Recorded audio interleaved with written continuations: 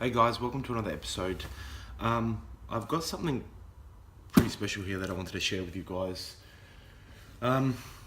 Basically, in keeping in line with what I'm doing with my car at the moment, which is the R34 GTT. Basically, I wanted to put a pod filter on there so you get that whoosh noise when you change gears, famous in turbo cars off the blow-off valve. Without compromising power. Now I know a lot of people were going to say, well, if you're going to put a pod filter, then you are going to compromise power. Be as that may, I'm going to be doing something, a bit of an experiment in which I'm going to take the original airbox, cut a hole in it, and basically feed the pod into that airbox eventually. I'll do that over a series of videos that I'm coming up with at the moment. But my understanding from Nismo is that Nismo never released a pod filter, only panel filters for their air inductions, because obviously keeping in true Japanese spirit with pure performance, they didn't care about noises and things like that. They just wanted it to be the most efficient pod filter it could be. Basically, this here came from a company called Concept Z. They're based over in the USA. This pod filter was designed originally for the 350Z, 370Z, and they do a full air induction kit, which basically costs about 800, 900 US dollars, so about 1400 in Australian dollars. But you can buy the pod filters separately. I will put a link in the description below as to where I bought it from, Concept Z. They were nice enough to send it out to Australia, so I'm not sponsored by them or anything like that, but I just found them really easy to deal with, and in order to get the part, which you cannot get anywhere else other than the US, as it was a Nismo America part that they designed, not Nismo Japan.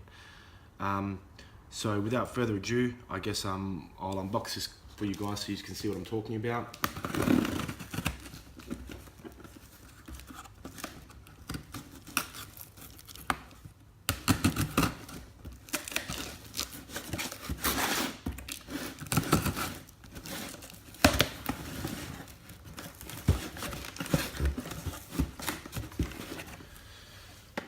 So obviously they put the paper in there for protection, but that's it there. I'm not sure how well you can see this, and I apologise for how the camera's mounted, but I've got to make do with what I've got here at the moment. Now it is a sealed bag, but you can see Nismo pod filter. Obviously it's got the oil residue up there, which is something I've never seen before until I found it on this website, which is going to give you that blow-off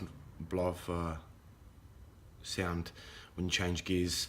It says synthetic filter, do not oil, so I guess you wouldn't want to do that, otherwise you're going to end up with oil and debris on your MAF or mass airflow meter.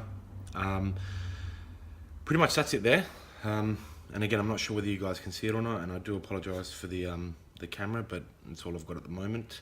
I will be investing in some better camera gear a bit later. So yeah, that's it there. Now I'm going to be doing a tutorial in the next couple of days. Oh, they're nice enough to include some stickers. As I said, I'm going to be doing a video over the next couple of days on how to actually install a pod filter to your R34. I haven't seen any on YouTube, so I thought I'd be the first, hopefully. And basically show you the steps to taking off the airbox, cleaning the mass airflow meter, putting it back on gasket tight, and bolting it down to the body, so for those of you in Australia, don't get defected. But yeah, that's what I'll be doing hopefully tomorrow maybe, so the video might be up in the next couple of days. This is my garage. This is where I live most of my time, but I've got some R34 parts there, just spares really.